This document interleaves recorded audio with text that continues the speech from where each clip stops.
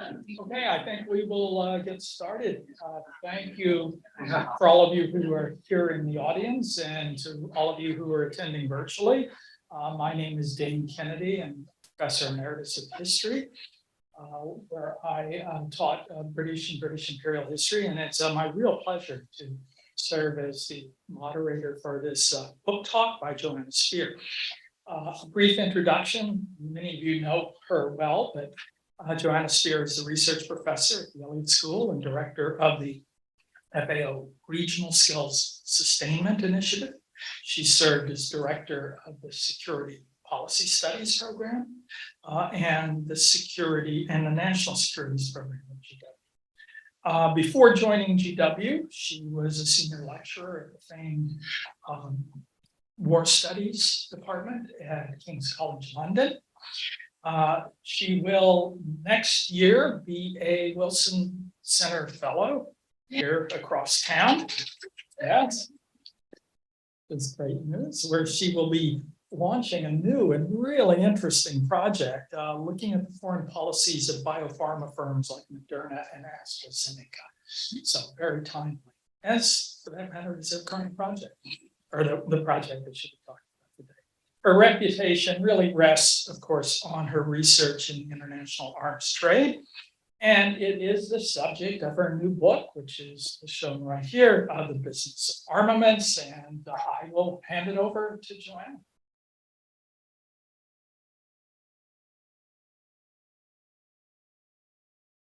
Thank you so much for coming, everybody. I'm extremely grateful. And also to our colleagues who've come online. It's really great to see you all. But I do want to thank current and former colleagues who were kind enough to read chapters for me, program assistants and program coordinators who helped me keep my head above water, who ran very busy programs, and the friends and colleagues who collectively kept me relatively sane and on task. So I'm very grateful for that. So Toni Morrison once said, if there's a book you want to read, but it hasn't been written yet, then you have to write it. To which I said, damn. So I'm going to talk about this book, and I will have told some colleagues that it was a bit like birthing a dinosaur. It was such a big thing for me to do, but this is what I'm hoping to do in the talk, so let me move along. So I had some straightforward questions I wanted to answer, which were more the how questions. How did the trade work? How did they do things? What went on? But then I had some questions about what it really told us, both about the firms as potentially independent actors, also about their interactions with the state and the power they had in those relationships. So for the historians in the room, I used 4 main archives, which I listed here. The Armstrong firm papers were in Newcastle upon Tyne. The Vickers archive, Sheffield, Cambridge University, even though it was a Sheffield firm. The National Archive, which many of you will be familiar with, and the British Newspaper Archive as well. I used some secondary archives, including Churchill Archives, the Wiltshire Local Archive, and the British Library manuscript collection. There's extensive secondary sources because I'm covering 100 years of history, which is my first mistake. So there was a lot to read and benefit from, including local history and also work produced by military enthusiasts, of which there are many, and they tend to be into tanks or aircraft or submarines, so there's a lot to go through. So the period I cover, this 100 years, began with a lot of fast technological change. And this I'm just illustrating by 2 different big guns. And the gun at the top was produced in 1858 by the Armstrongs company. And it's a 6-pound gun, which at the time was revolutionary. The gun at the bottom was produced in 1878, so 20 years later. And it's a 100-ton gun. And it was produced initially for an Italian contract for warships. But when the government the British government saw how powerful it was. They ordered for themselves and installed them in Malta and Gibraltar to actually protect their land mass there. But that's 20 years of evolution, and it's transformational, and that's how it went in the arms trade. So really, really moving along. And there was a constant battle between guns and armor. You know, what was going to come out on top, and there was constant evolution. So obsolescence could come very fast, and it could mean that by the time you've got a contract to make something from the government, it could be obsolete. So there might not be another contract coming. By the time you develop machine tools, game over. So it was a really, really strong competition. And you weren't just competing with other firms, you were competing with states themselves, because the British state had its own arsenals and designers and things. So it was very, very competitive, very risky environment. And of course, the other point I should make is that over 100 years, the nature of the British state changes tremendously. You know, initially, it's not really involved in people's lives, but as it goes on, they become more and more involved, more and more bureaucratic. So there's lots of change going on. So, if you wanted to be an armament maker, what problems did you face when dealing with the British government? The first problem is an ideological one, which is that the government was very wedded to laissez-faire and free trade ideology. And laissez-faire was particularly strongly held by the Treasury and the Foreign Office. So the Treasury in particular restrained the rest of government on what they did. Another problem was snobbery. And both the firms I deal with were from the north of England, one from Yorkshire, one from Newcastle on Tyne. And there was a disdain amongst the civil servants and politicians as well, for people who had to get their hands dirty to make their money. So that was a problem for them as well. And then the third problem was institutional resistance. And this was particularly coming from the Foreign Office and the diplomatic service, which at the time was separate from the Foreign Office. And basically, they thought that they were there to do high politics, to negotiate with other states, and they did not want to have to help firms. So I've got a quote here, which comes from the Armstrongs agents in Turkey in 1888. Any German subject who has business with or claim upon the Turkish government gets the most powerful support from his ambassador here. We get absolutely none. So that was a plaintive cry, but it reflected the experience of British firms. Other things going on that were problematic. The War Office in particular was very protective of the royal arsenals. So if there was a gun contract, they wanted the royal arsenal to have it. They didn't want it to go to a private firm. And the procurement model favoured the British government because there were no subsidies up front.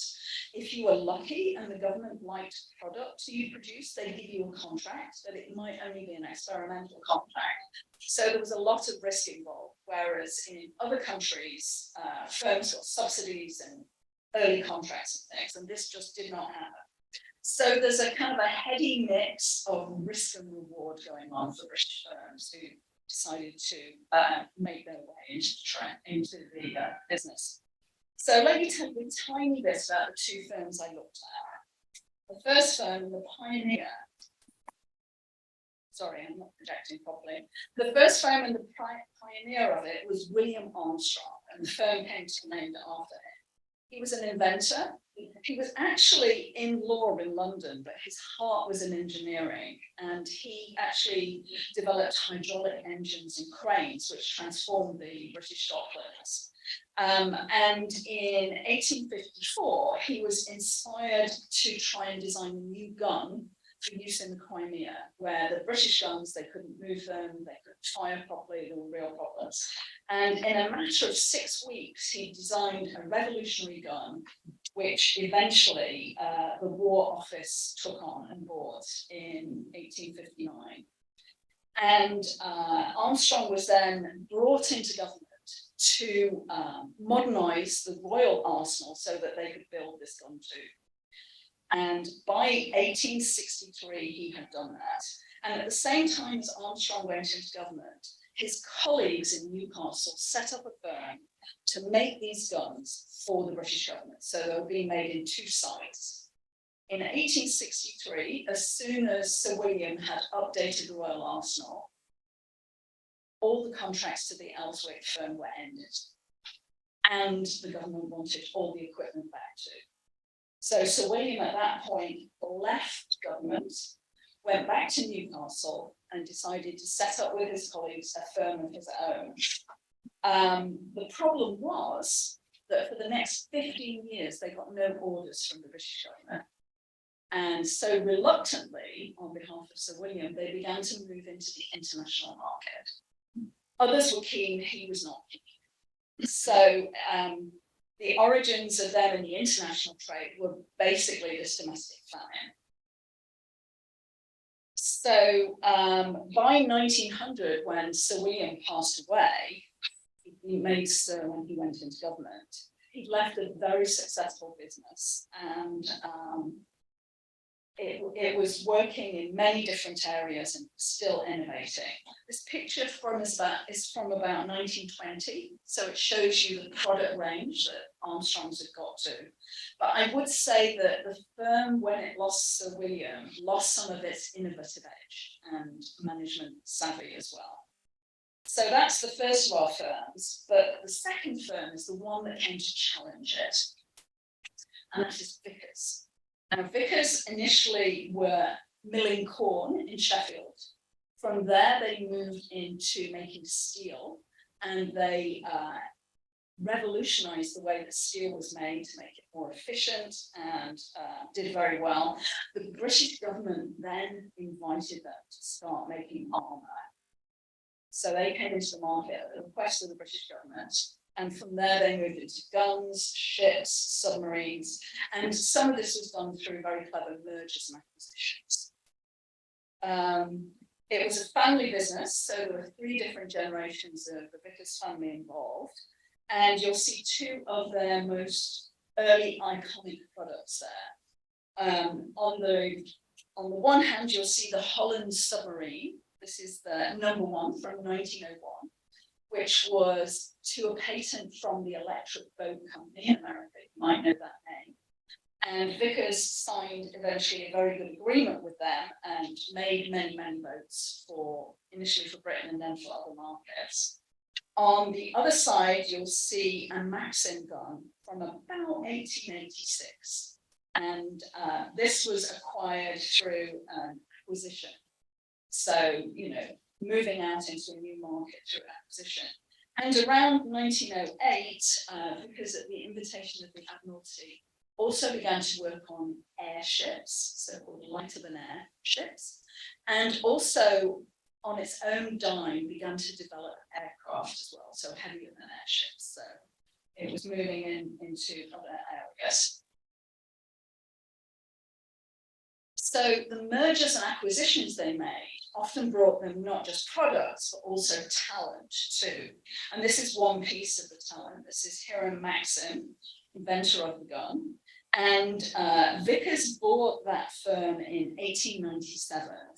Albert Vickers was already on the board of it and knew it very well. He'd helped bring the gun out into the market. So he knew what he was doing when they eventually merged with them. But along with Maxim, who you can see there, firing his gun to great aplomb, came Sigmund Lowe, who was a great business person and a protege of Lord Rothschild, the important banker, and also Basil Zaharoff, the notorious, I think it's fair to say, armaments seller.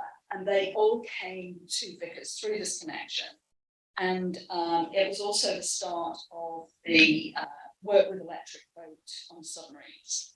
And now I'm going to digress just for a moment, because I was watching the BBC News the other night on the siege of Bakhmut, and Quentin Somerville was on the edges of Bakhmut, and lo and behold, apparently the Ukrainian forces are still using Maxim guns.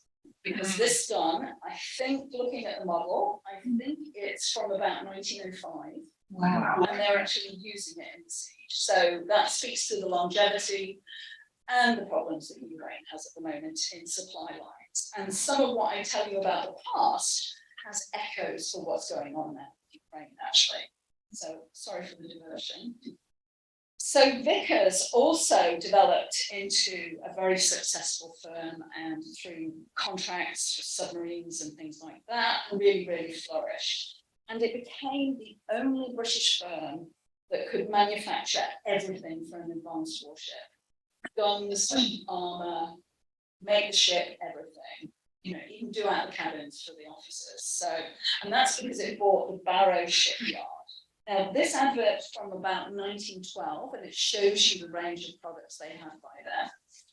So, very important firms, both of them, and different firms too, I will say. So, what did the firms encounter as they tried to sell their weapons?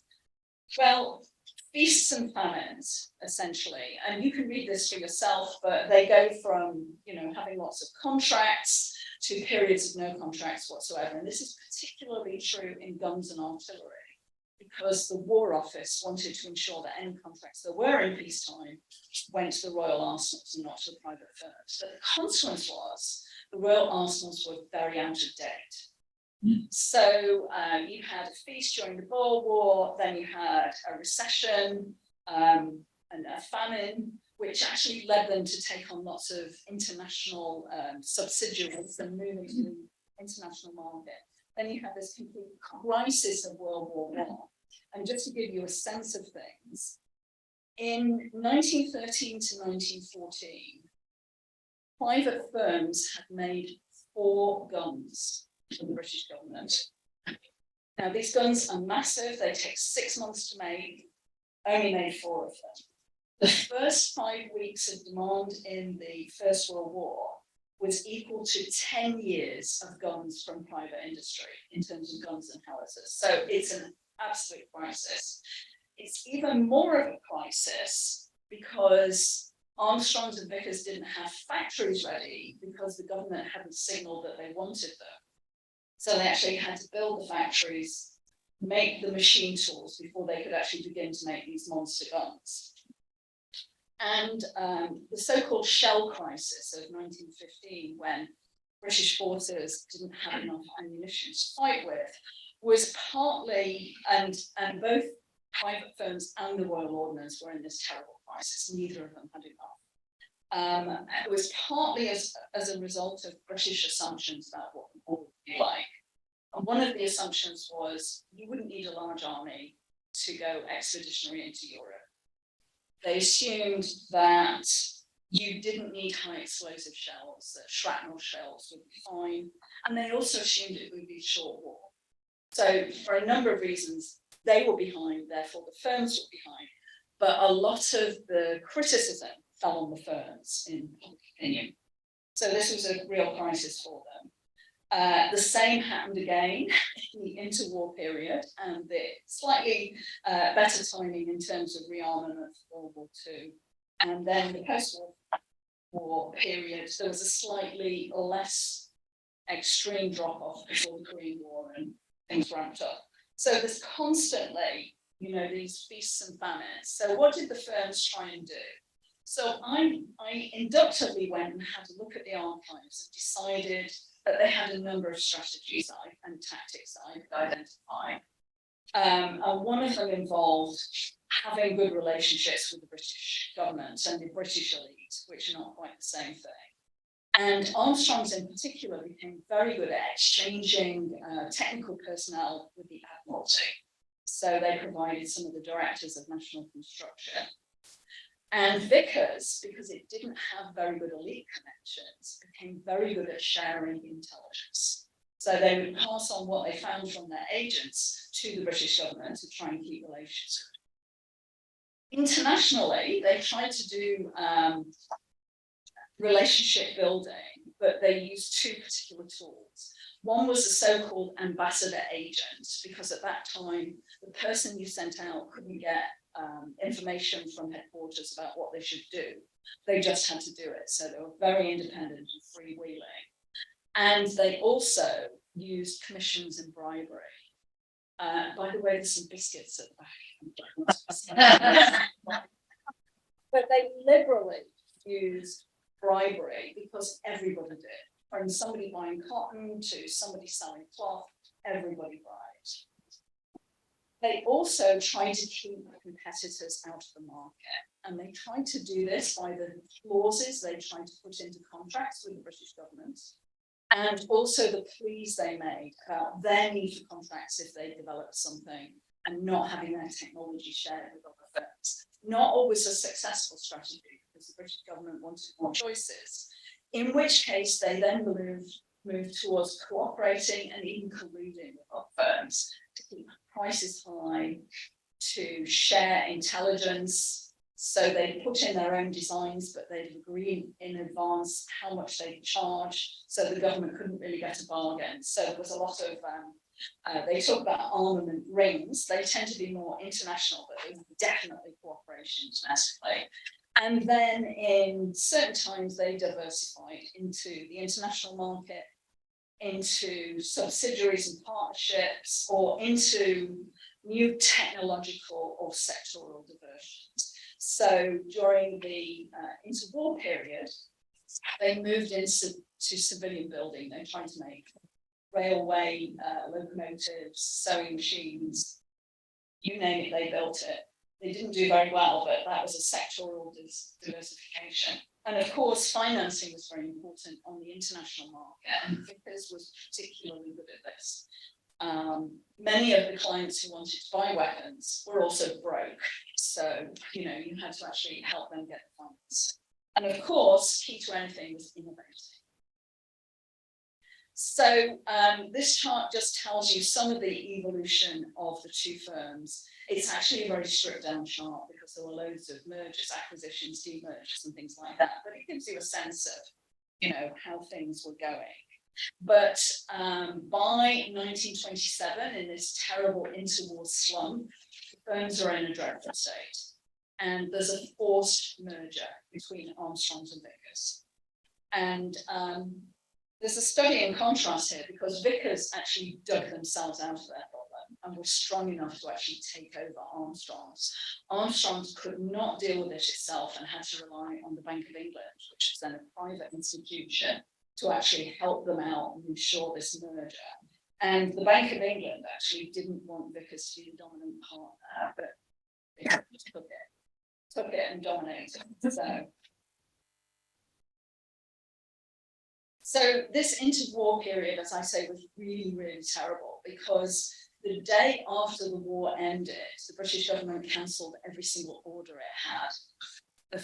The ships that were being built were dismantled on the docks. All the orders went away. And the firms were left with the factories and machine tools that they had developed, and also the debt to the firm to the government for those factories and machine tools. So it was absolutely catastrophic for them. There was also an expectation from the government, thanks to the work of the McKinnon Wood Committee, that you wouldn't need dedicated armament firms anymore. That in the future, you'd just be able to use civilian contractors who would stop making buses and start making other things, and that would work, which proved to be wrong, but that was the expectation. So that's when the firms began to move into civilian goods, which went so horribly wrong. And major industrial retrenchments happened. The other thing that was going on was the British government was very, very interested in international arms control. And that was primarily in terms of naval ships, but there was also a hope that it might extend to submarines, to aircraft, this new technology that was terrifying everybody because you could be bombed from the air. And there was actually some movement on what we now call small arms and light weapons, which was about trying to keep any cascade of weapons left over from the First World War from going to the Middle East and Africa and upsetting British colonial possessions. And around the 1930s, you actually begin to get a lot of public outcry about the merchants of death. You'll maybe have heard of this before. And it's kind of interesting that there's a time lag, that this happens around 2930, when actually all the action took place a long time before. But one of the things that was going on was people were really suffering through the Great Depression. There was terrible economic hardship. And this turned people's minds to the profits that the armaments firm had made during the war. So this was not a good time for the first.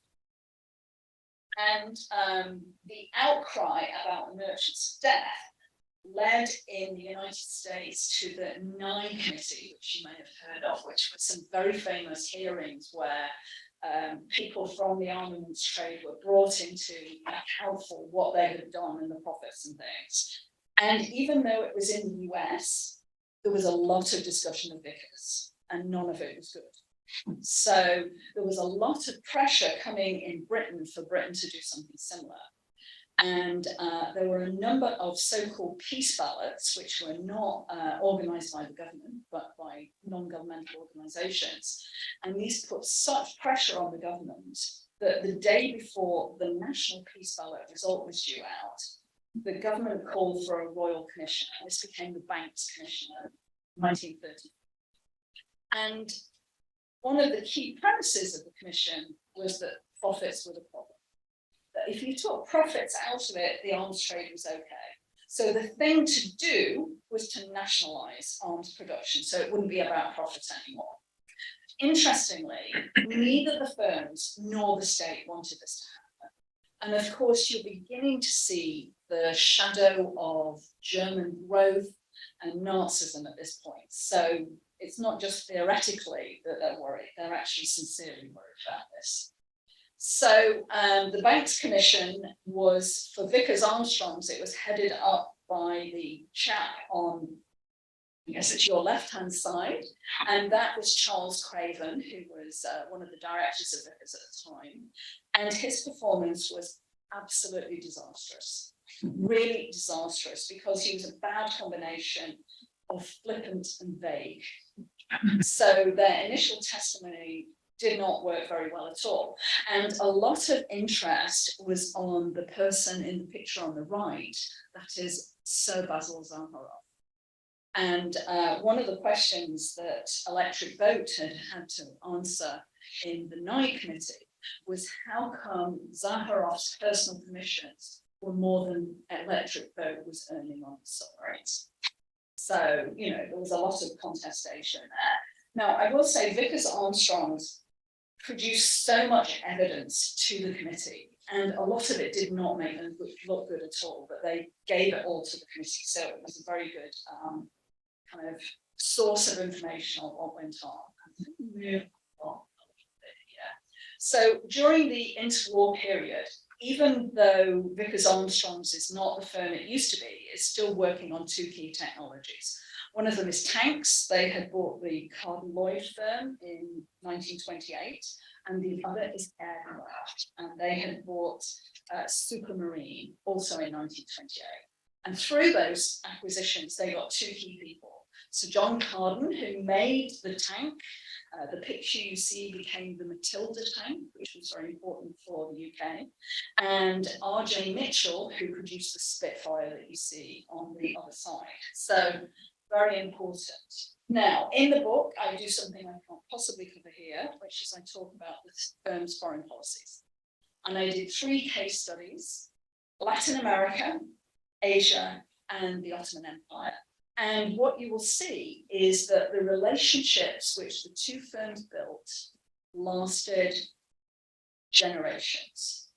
These were really long-lived relationships, and that's despite coups, wars between people they funded, between states they funded, patrons falling from power, naval uprisings. In Latin America alone, there were 17 naval uprisings between 1890 and 1955. And each time a state would be like, well, I'm not buying any more naval armaments then, because they just revolt, and then they change their mind, and then there'd be another revolt. So there was all sorts of stuff going on.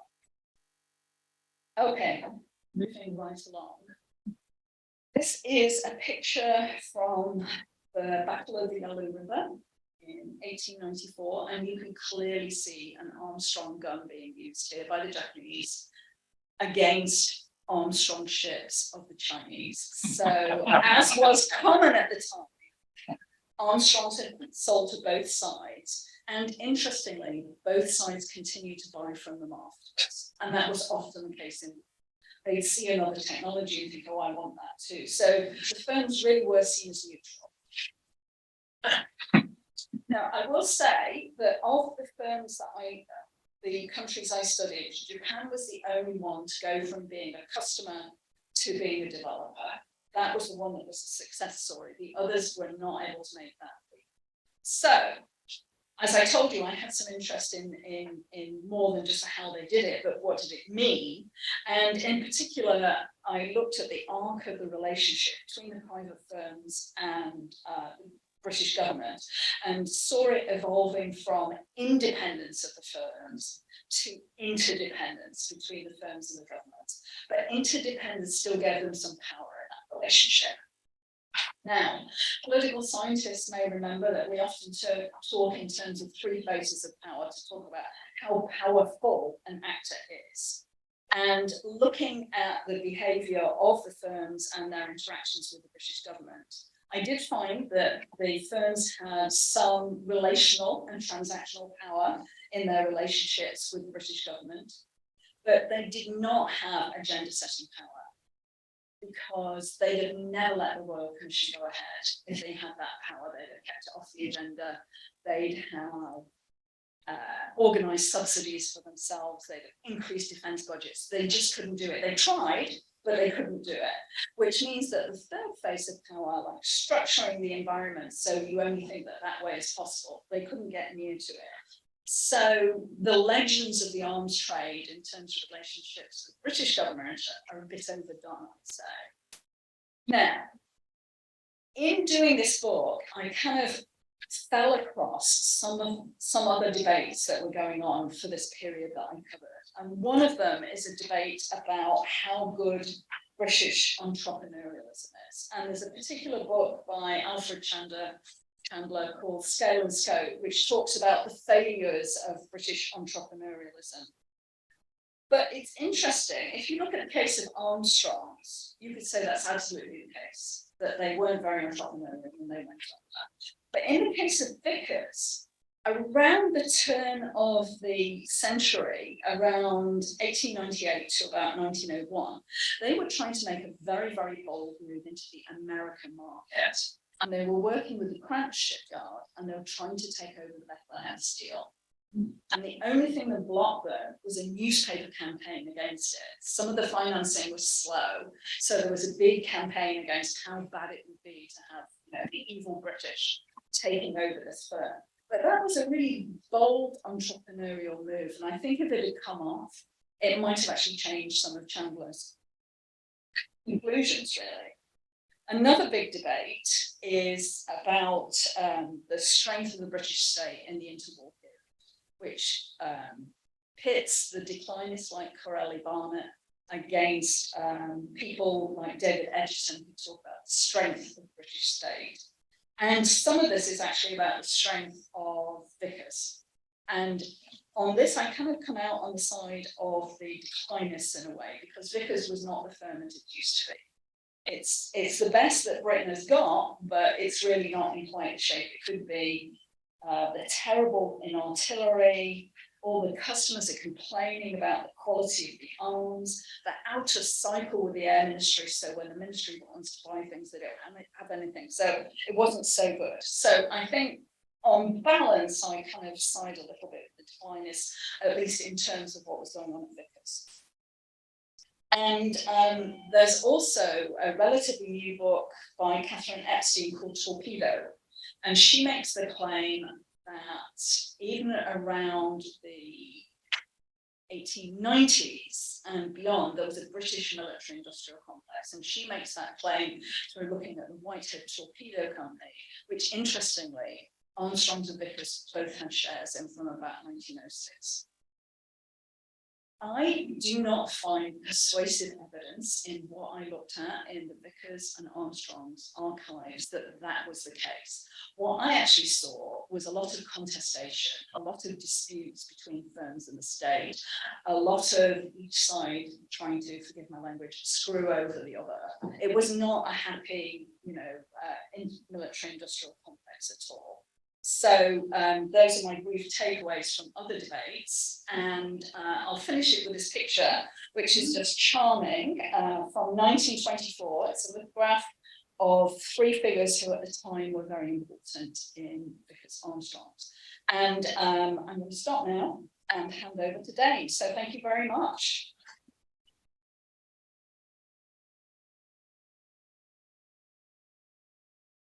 Right? I'm just going to facilitate, I think, here, and I'm not going to steal any more of your notes. I promise. That was. So let me turn this on so you can hear me well. Joanna, thank you. I think you got a real flavor sense of the book, its arguments, its importance from the presentation she's made here. This is an incredibly rich business history of Armstrong and Vickers. It's not on? Yeah. So, no. Yeah. I should. Okay. Oh no. Okay. Okay. So yeah, it's an incredibly rich book in terms of its analysis of these firms, their relationship to the British state, and it opens up, I think, areas of inquiry that no one has done before. I know you don't consider yourself a historian, but you are very much a historian and a very good one to judge by this book. Among little side notes in the book that I think she didn't mention, one that particularly stood out for me was that the fact the royals were pimping for Armstrongs overseas. They were going around saying you should buy Armstrong's products, right? So the relationship with the state was an ambiguous one. In some sense, yes, they were at odds with one another, but certainly the royals were doing their best to help out Armstrongs at least. But I think you make unquestionably a clear and convincing case that there was not, at least until sort of the post-World War II period, anything like a military industrial complex. And I think that's really an extremely important observation, contribution to scholarship on the subject. Now, I'm going to ask just a couple of questions and then we'll open it up. I'm a historian of the British Empire, so one of my first questions, surprisingly, will have to do with that. And I was struck in particular by your image of the Maxim gun. There's a famous quote by Hilaire Belloc, a turn of the century British writer, who famously said, and this is quoted in every history of the British Empire, he said, whatever happens, we have got the Maxim, and you have not. And it spoke to the degree to which this armaments and things like the Maxim gun were important to British imperial expansion and conquest. And so my first question for you has to do with that. I mean, the British had a huge empire. They had enormous military. I mean, the Indian Army was one of the largest armies in the world in the 18th and early 20th centuries. There were other armies, East African Rifles, you name it, all of which had to be supplied at least with small arms, ammunition, and the like. And I'm just sort of curious, who did that supply? Was it in any way related to the larger issues of agendas that you examined with Vickers and Armstrong? That's a great question. Neither Armstrongs nor Vickers was really involved in the small arms light weapons trade. That tended to be centered around Birmingham, which is a city in kind of the middle of the country, in the Midlands, as we call them. And companies like Birmingham Small Arms were the major manufacturers, but a lot of this was actually done in the royal arsenals. And what the arsenals would do is they would look around for interesting patents, and then they would, if they were feeling good, they would pay a royalty and take the patent. What they often did for big and small weapons was call for inventors to put in a patent, and then pick and mix the best from each different thing and put it all together and call it a Royal Arsenal product, which nobody could do anything about. So some inventors felt very cheated. Whitworth of Manchester felt very cheated by the system. Some inventors moved abroad because of the way that the government was doing this, but a lot of this was centered in the War Office, and they did the procurement, and through the Royal Arsenals did a lot of the making too. So Vickers and Armstrongs weren't directly involved with this, but I think I mentioned the Saint-Germain Convention of 1919. This was an early arms control initiative, and it was imperial arms control. It was just to keep small arms and light weapons away from, you know, the colonies, so that they wouldn't be used by the rebels against them. So the governments were trying to keep quite tight holds on this. That's the British government, the French government, other governments with colonies. So so this wasn't really the domain of the firms that I looked at, but it is a very important history. And interestingly, small arms and light weapons stayed a lot more artisan for a lot longer. You know, there were still lots of small artisan shops around Birmingham making weapons for a long time. Okay. So sorry, it's not a great answer. No, it's quite, it also, and perhaps you can confirm this effort to sort of control the small arms trade.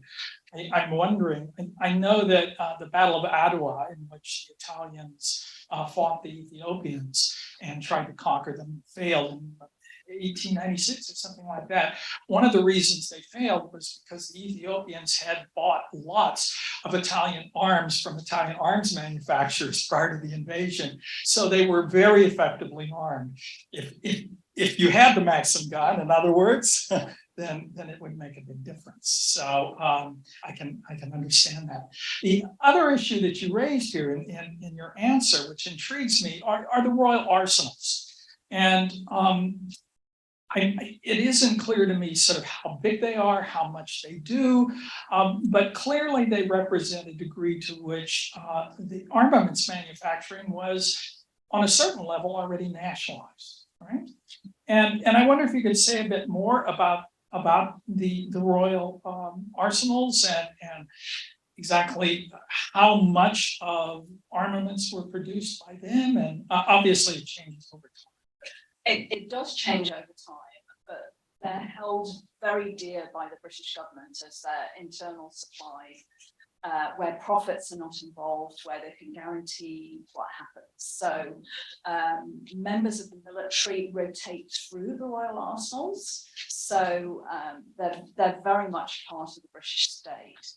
And they are expected to innovate, but they become less and less good at innovation. I will say that over time. In the naval sphere, the thing that the Admiralty kept for itself the longest was actually designing ships. Everything else they became happy to send out to private firms, but design was still theirs. But with the artillery sphere, the War Office still really wanted the Royal Arsenals to be in control, but it was very difficult for them. And that there were a number of what you might call Pauline moments when the Royal Arsenals realized how out of date they were when they came up against another technology. So the example I gave of that 100-ton gun, they had no intention of buying an Armstrongs gun, but then they saw what it could do and saw it was so much better than anything they had, that they had to buy it and then begin to try and develop their own. There was somebody who moved to Vickers after the First World War, Frederick Noel Birch, and he'd been in charge of the Woolwich Arsenal, but they were so conservative that they wouldn't take his idea for mounting a gun on a chassis. The original, they called it the Birch gun, but it was like a prototype tank, and they didn't want anything to do with it. And in fact, the only reason Britain had any tank manufacturing for the Second World War is because the Royal Arsenal said, this is not important, we're not doing it. And Vickers said, we'll keep it going as a kind of venture with our own money. So they're beloved and they are important to the British state, but they're not always very good, you know. And they have the same surge problems that the private firms do. Like the private firms, like one day they might be making one gun and then they might get an order for 1,000, and they were no better set up for it, and often more out of date. So it was a problem. Okay. Well, yeah, there may be other questions about the historical circumstances, but there are a variety of other issues that are raised by this book too. Obviously, it has some contemporary relevance. I mean, just the fact that they're using Maxim guns in Ukraine right now, but the whole issue of armament supplies and how those are carried out is an issue. Also, there is the cultural, moral aspects of the story of examining arms manufacturers and the way in which I think there have been waves of revulsion both in the United States and in Britain against this, with various charges, merchants of death, and so on. So these might be some of the issues that we might want to address, but I want to open it to the audience and ask for questions. We'll do one online and one. Okay, shall we do the in person first? Oh. Thank you. This is so interesting. So I'd love to hear what got you into this. How did you decide, you were interested in this, you wanted to spend a lot of time when you were already so busy.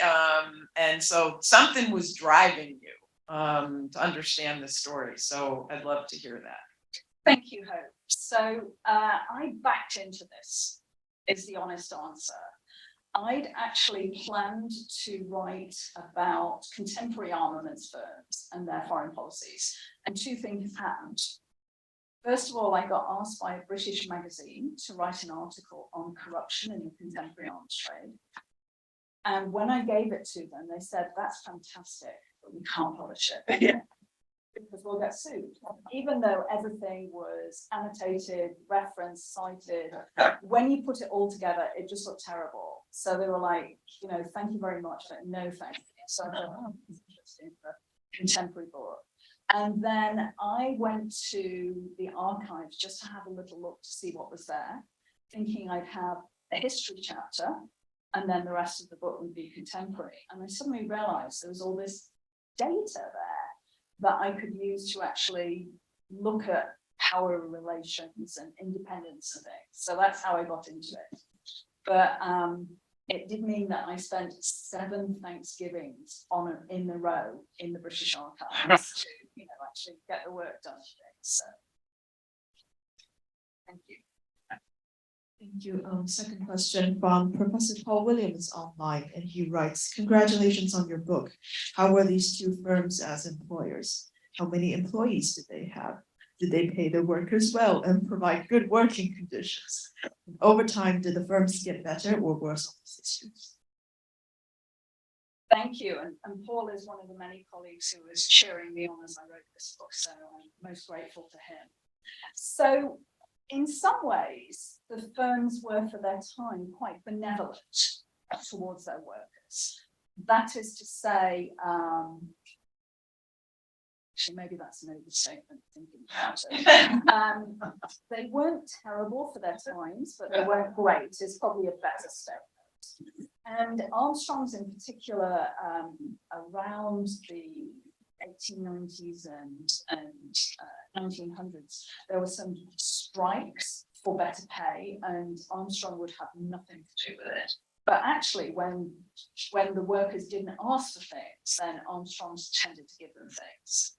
So, for example, Sir William gave a whole area of the city of Newcastle over for parks, a banqueting hall, leisure facilities for the workers. He built housing. So in some ways, he was benevolent. But if you asked him for more money, that didn't work so well. So not so good in that. I would say as well, I was surprised to find that around 1900, there were about 30,000 women working for Armstrongs, mostly in the finishing rooms, which is where you polished and painted and things like that before the missiles and things went out, the guns and missiles went out. But so they were employing women, and we tend to think of it as something that happened during the First World War, but they were actually using them beforehand. So in that sense, we could maybe talk about them as being, you know, of their time, maybe. But things got better, not because the firms decided to be better employers, but because the government began to legislate, and there was factory legislation, safety legislation, particularly for things like shell filling, because it was so dangerous, and there weren't any rules in the factories, and the explosions, it was terrible. So the government began to regulate, they began to put inspectors in, they began to have people around the factories, and this was common across all types of industry, but that made them better. Vickers had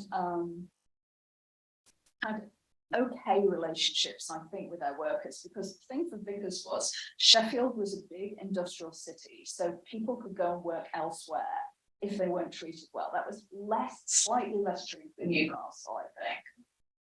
So Vickers did have to behave a little bit better, but by the standards of today, they were both terrible. By the standards of their time, they weren't the worst. So it's a you know, a very difficult picture, I'd say. Thank you for that, though, Paul.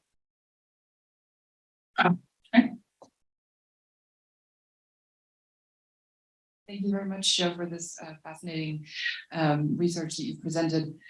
You mentioned at the outset that one of the challenges that these firms faced was snobbery.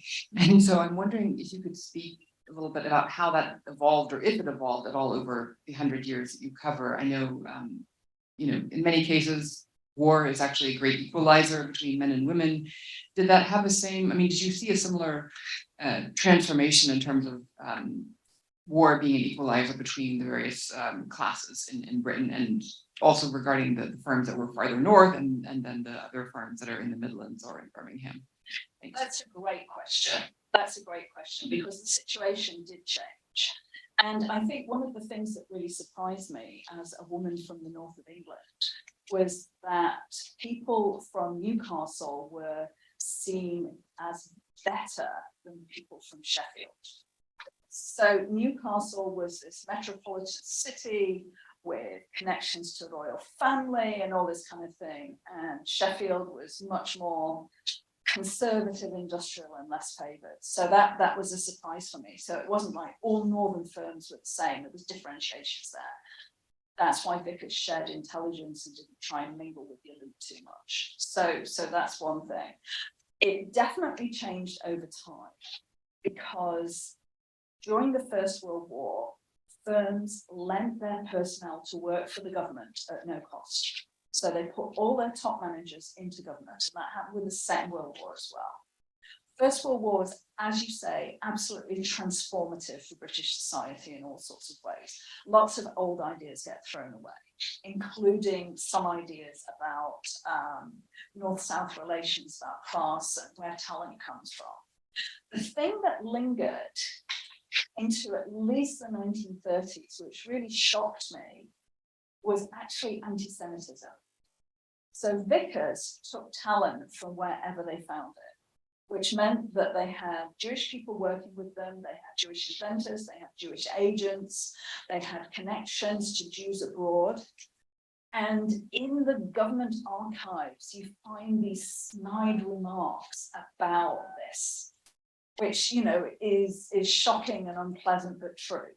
So even in the 1930s, when Vickers Armstrongs was the only firm standing, there are all these snide remarks from people in the legations abroad about having to deal with these Jews who work for Vickers and not wanting to have them in the embassy because they weren't to the right standard and things like that. So some prejudices really lingered, whereas others went away. I will say that the treasury and the economics was more quickly appreciative of talent over breeding. But in the Foreign Office, the diplomatic service, and some other places, it really lingered. From Dana Barnes online, you argue that there was not a military-industrial complex before World War I. Was there any sense of government concern for the survival of arms firms for the sake of maintaining capacity at this early period? Oh, thank you to Dana for that. That's another good question. So one of the things about laissez-faire ideology was it lingered until at least the First World War. And if you believed in laissez-faire, which meant essentially a separation between business and government, you didn't need to worry about firms. That wasn't your problem. And the sense was as well that you had the royal arsenals, so you could rely on them. So if a firm went under, a firm went under. Now, I will say that the Admiralty was not so wedded to this idea. And when it looked like the Whitehead Torpedo Company was going to be taken over by a foreign firm, they asked Armstrongs and Vickers to step in because they saw that as a bad thing. But that was an unusual step. And probably if the Treasury had known about it, they wouldn't have approved. So there wasn't much of a sense of having to look after the firms until that First World War experience. And then there's the dilemma in the interwar period about what do you do? And some of the governments are arguing, just like the firms go under, that doesn't matter. And then others are saying, no, we can't look, you know, the arsenals can't do this. Weapons are much more sophisticated, they're more expensive, we need the firms. So there was a debate going on within the government about this, but that was well after the First World War that was really kicking off. So in that earlier period, there really wasn't that sense of the government having any responsibility. Even when a firm going under meant thousands of people being thrown out of employment, there was no sense that that was anything the government should be involved. Time for one more round? Yeah. Okay, so I think Charlie was.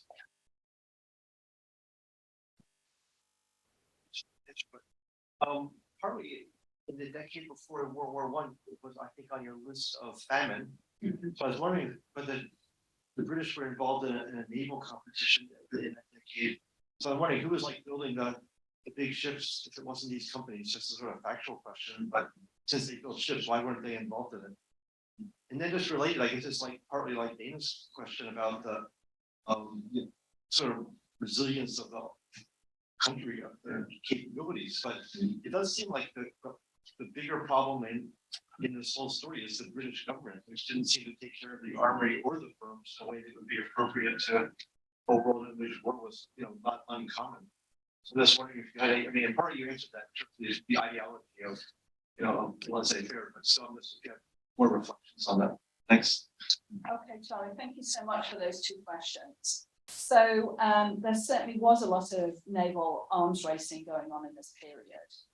There were some contracts going to private builders, but they didn't all go to Vickers and Armstrongs. There were a number of other players, but also the Royal Dockyards was prioritized. If there were new contracts, that's where they went. Even if they were drawing on technologies that the firms had developed, it went to the Royal Dockyards first. So again, there was a prioritization. So the firms did get something, but the thing is they turned to the international market and they were selling to, you know, a number of their major competitor countries at this time. So they kept their innovations flowing through what they developed for the international market. And, you know, they were selling very advanced ships to places like Brazil that the Admiralty couldn't match. So then the Admiralty had to up its game and that kind of thing. So they were in the game, but they weren't the prominent, they weren't the most prominent in that naval competition. And there were things like there was a Selborne initiative which was going to produce a lot more ships, and it looked like the private firms were going to get a ton. And then over the next couple of years, it was winnowed away by the Treasury. So in the end, it's like 3 ships or something. So it wasn't the bonanza for this naval arms racing that they've been expecting. On the issue of, is the problem the British government? The armament firms would say so. But they're not necessarily right, because the British government, like any government, has to make the best use of taxpayer money. And supporting an armament firm for 16, 20 years in the expectation that one day you might use it is a very difficult thing to do. I mean, at the moment in the US, they have these things called GOCOs, you may know, which are government-owned contractor-operated firms that make things that private firms can't make money on, but which are necessary. And there's some of the things that they need for Ukraine at the moment. So there's always a question of how to fund this kind of thing. And particularly in times when the economy is doing badly, it was hard to justify supporting armament firms who it looked like could go out into the international market and support themselves. Plus this ideological patina, which particularly from the Treasury. So I think the Admiralty, even the War Office, the new Air Ministry, they'd have loved to subsidize more industry. And in fact, in the 1930s, the Air Ministry in particular began to, but the Treasury was having none of it because it had responsibility for the money of the British taxpayer. So in some ways it's the villain and in some ways it's not. But when you go into the archives, you definitely get a kind of a Stockholm syndrome of what you're reading and their view of the world. So that's certainly true. Last question from online from Beverly Roos. What is one thing current arms manufacturers can do better based on your research? Beverly Rouse, what a question. Very much. I could do better. I think they could plan better with government. It's not clear to me that there's a very kind of whiny adversarial relationship between contemporary arms firms and governments, that they could actually do better collaborative planning for this kind of situation. A number of us have worked with the Defense Security Cooperation Agency, and at the moment, they're very involved with Ukraine and they've been doing great things and they've been working really well with industry.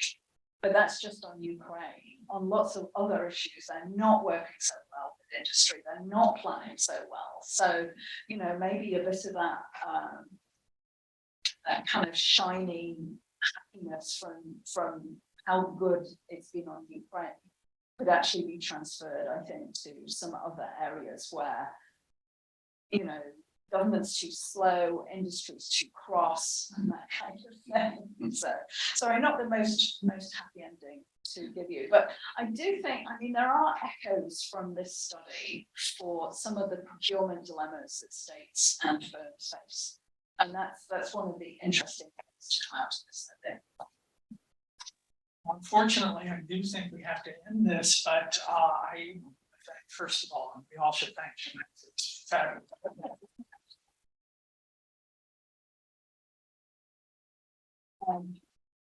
Those of you who had questions that you didn't get to ask, I'm sure. So, thank you all very much. Thank you for coming. I'm honored you. Thank you.